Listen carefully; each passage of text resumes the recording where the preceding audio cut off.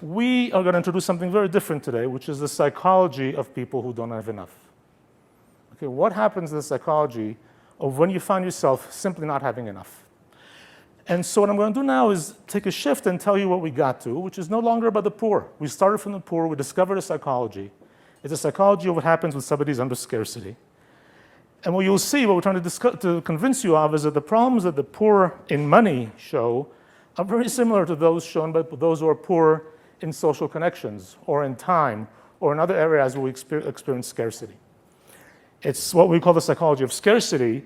And the argument is actually quite simple. The conditions of scarcity, the conditions of not having enough, create a very special psychology. And that psychology, when you exhibit it in conditions where you don't have enough, makes bad things happen. Okay, so that's going to be the argument. Now, we use a metaphor. I'll give it to you, and the book is developed a bit further. But you can think of your budget as a suitcase. Some of us have a very tight suitcase with things hardly fit, and some have a large suitcase with lots of slack in it.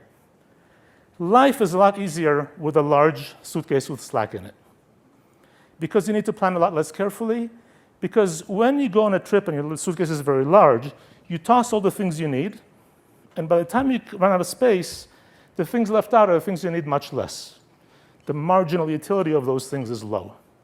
When your suitcase is very small, you toss a few things you need badly and already you're out of space. You have to start deciding, what do I put in, what do I take out? The whole logic of packing, how much time you have to attend to packing. If your suitcase is very tiny, you have to pay attention. If I put this doesn't fit. Which shoes are bigger? Which ones are squishier? When your suitcase is big, all that doesn't matter.